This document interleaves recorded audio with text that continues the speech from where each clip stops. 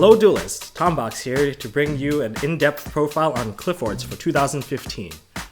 I'll be going over the core of the deck, and then I'll go into its playstyle, its opening hands, tech cards, and what to expect people to side against you. And also I'll talk about the future cards coming in Secrets of Eternity as well.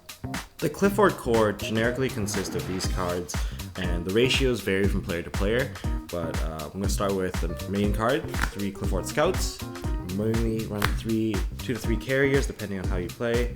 You also run 2 to 3 Helixes, 2 to 3 Discs. Disc is your boss monster, you can say, and it pushes out the most amount of damage and sets up for the mid game. You could run 0 to 1 Shell. Shell I personally prefer because it deals with BA and the mirror match a lot better. You can run 0 to 2 Odd Eyes Pendulum Dragon. The card is slow, I think. Normally you would side it out in game 2 or 3, and you would run 0 to 2 Performapole Trample Links. This card sets up double scout searches and really speeds up the deck. For consistency spells, we have 3 Summoner's Art to search the Qliphort Scout, 3 Sacrifice, the best equipped for this deck, gives it 4 benefits, gives it 300 attack, cannot be destroyed by battle. When it leaves the field, you search for a new Qliphort monster, and it acts as 2 tributes. So that makes it so that your level 7s and 8s can get their tribute summons off of 1 Qliphort monster. Then for more consistency, we have 3 Upstart Goblins to play a 37 card deck, 2 Pot of Duality, not 3, because this deck depends on special summons still, and drawing to Pot of Duality late game could actually cost you the duel. But we also have 3 MST to deal with going second. If your opponent sets up the board and you can't get your scout out early on, it really slows you down and you'll fall behind very quickly. And some may play Night Beam. I think Night Beam is preferred over Trap Stun right now, but it's give or take. And for one-off spells, we have a choice of Snatch Steal. I think you should run Snatch Steal because it also deals with the BA Dante plus another monster Fire Lake. So you can force a Fire Lake with a Snatch Steal, or you can go for game. Book of Moon, it's really good. Like, a lot of these cards are mained against BA. Book of Moon kills off the entire BA board if it's not a Dante. And Raigeki. So for traps, if you don't run Night Beams, you can choose to run Trap Stuns. And then you have your Floodgate Traps, which are skill drains, 2 to 3 skill drains, I would say. And you will play 2 skill drains if you know that your locals or the tournament you're going to will have a lot of Qliphorts and you don't want to draw into skill drain. Because drawing into skill drain or any of your Floodgate Traps in a mirror match is terrible. And then of course you have 3 Vanity's Emptiness, one of the best floodgates in the game, and you normally don't have to use your special summons. Your main board pressure is just tribute summons, and you can choose to run Climate Change. Some people choose to side it, some people choose to main it. I, at this very moment, would choose to side it over main it, or not even use it at all. Climate Change is a very slow card, especially if you open it early on. Unless your opponent opens all back row hate, like spells and trap removal, then Climate Change can see play in the early game, but other than that, drawing into it is more or less a dead draw. And especially if your opponent spins your Qliphort Scout back to the deck or banishes it, then there's no real point using Climate Change. And that's the core of the deck. In any other deck, I would probably elaborate on the extra deck, but since Qliphorts are locked in by their own restriction and can't special summon any other monster except for Qli monsters. However, when the odd chance do arise where you can special summon from the extra deck, I would recommend having a Gauntlet Launcher, Volcasaurus, Excitant Knight, and a Heartland Draco. And then you can fill the rest of it with just any rank 4 toolbox that you would want. So one card I did not mention in the core is a Qliphort Towers, because generally in a competitive setting you would not draw them, because the goal of the Qliphort deck is to have the best consistency, and Towers, if you draw into it, it's a dead draw early on. It's very difficult to open a turn 1 towers without Laser Clip, which is the field spell. And having towers in a mirror match, towers is really bad because even if you open with it, like if you have massive board control, yeah, that's great. But if your opponent can tribute summon 1 monster or has skill drain, your monster does not get affected by skill drain, nor do you get your attack boost by sacrifice or by carrier or disc if it's on the pendulum scale. So what it means is it will remain at 3,000 attack points, and for a Qliphort player to create a 3,100 attack monster, it's pretty easy using disc or shell with a skill drain, or actually just tribute summoning it, equip it with a sacrifice, or have a carrier on the pendulum zone, and then it can just run over your towers, and that's honestly not worth it. But against in the locals, this is the one card that will probably win you all your games, and yeah, it's really broken in a more casual setting. So for Secrets of Eternity, some of the cards I have to take out for Qliphort Alias, Soul Turnover, Monarch Stormforth, Qliphort Assembler, will include some of these cards. So Odd Eyes Pendulum Dragon is definitely coming out. I might take out 1 or 2 Qliphort discs for the Alias. Upstart Goblin is just honestly just a filler. So I might take out a couple of them, might not take out all 3 for Soul Turnover, and Pot of Dualities might come out for Stormforth. Pot of Duality is nice to have if you can fit it, but it does hinder your special summon, so that was why it was also considered as one of the candidates there. I'm not taking out like all these cards, I'm just gonna take out a few of these among this pile here. The deck's playstyle is very consistent. It can get a very quick setup using Scout early game, and throughout the game you'll be searching more and more cards using Scout, while you control your opponent with Floodgate cards. And when this deck takes control of the duel, it will simultaneously remove your opponent's problem cards with Carrier and Helix as tribute fodders for your Disc or Shell. Disc and Shell will be a very excessive or lethal board pressure against your opponent.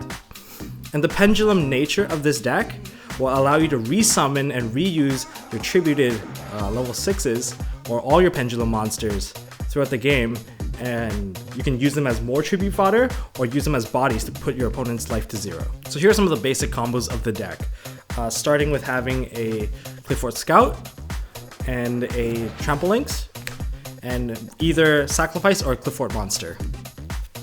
So to start the combo, you would place Qliphort Scout, and then you would search for your missing piece. If you have the monster, you add the sacrifice. If you have the sacrifice, you add the monster.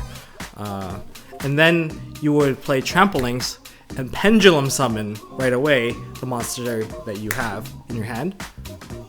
Then Trampolinx will activate, allowing you to bounce one of the pendulum scales back to your hand. So you bounce the Scout, and then you'll replay the Scout in order to search again.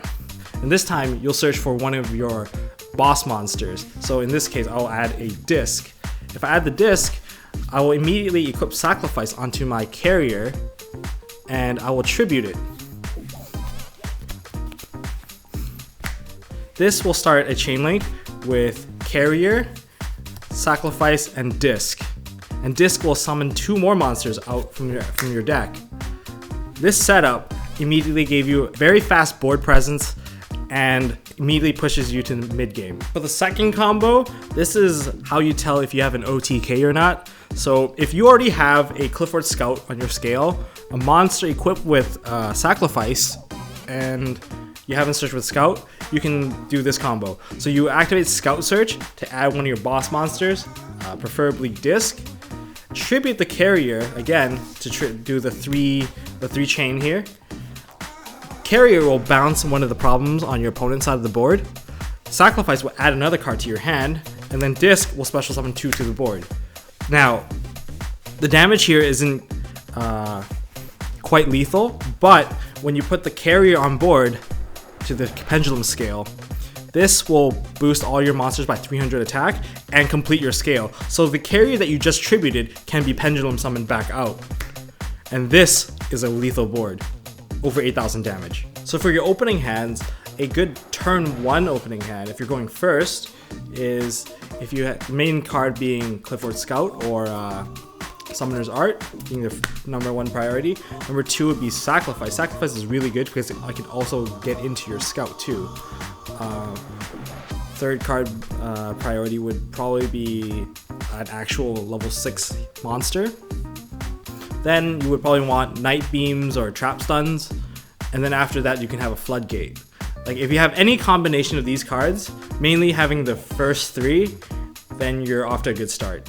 So when you go second as Qliphort, your priority of cards that you want in your hand changes slightly.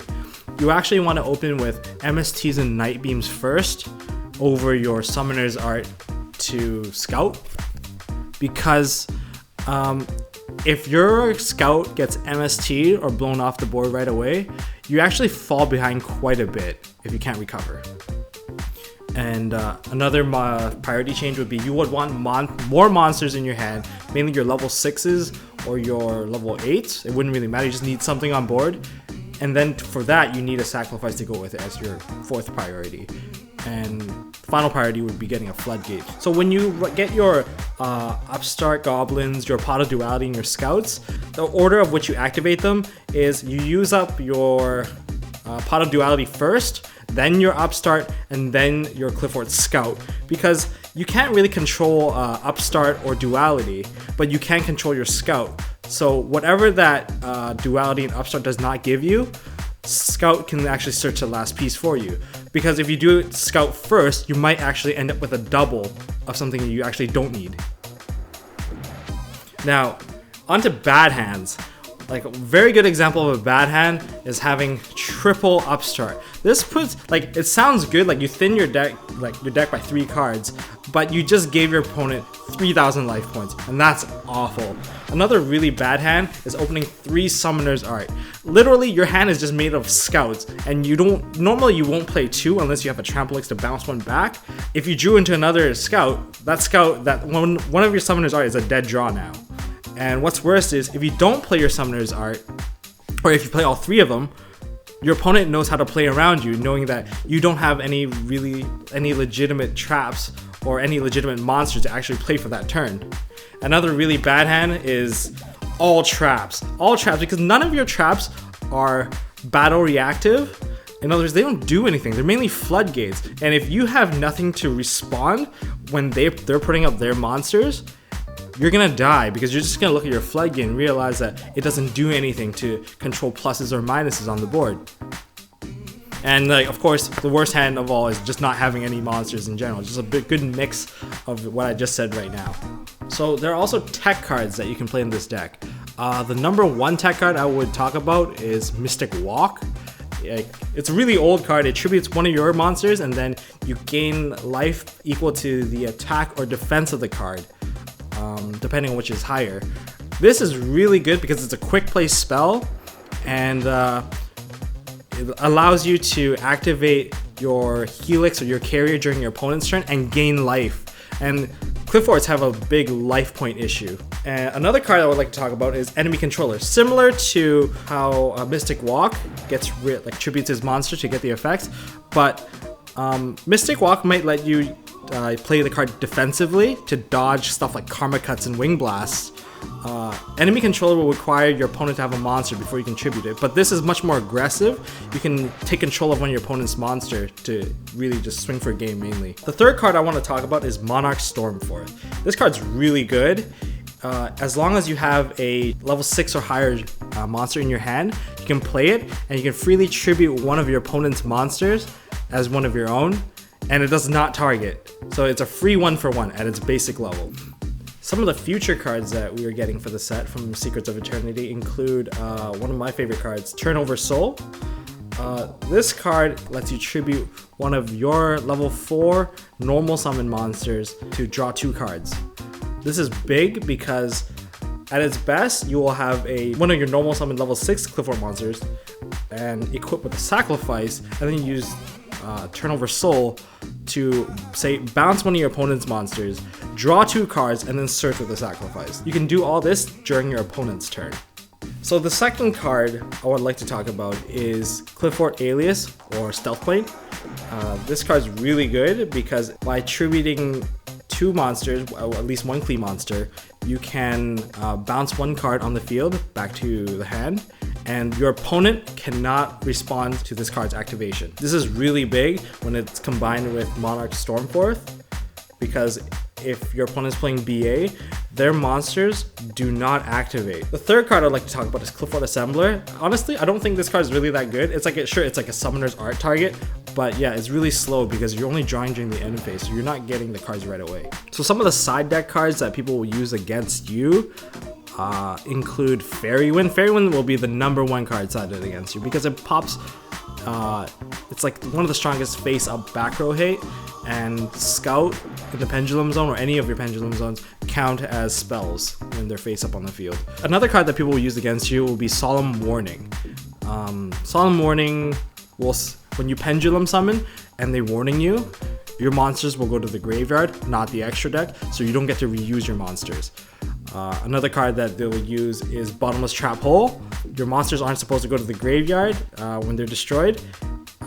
Instead, they get banished, and then again, you can't reuse your monsters. Another card people will use against you sometimes is Mirror Force. They use Mirror Force to buy themselves 1 turn against your massive swing, and it clears up the board if you're already Pendulum Summoned, so then they can actually put the damage onto you the next turn.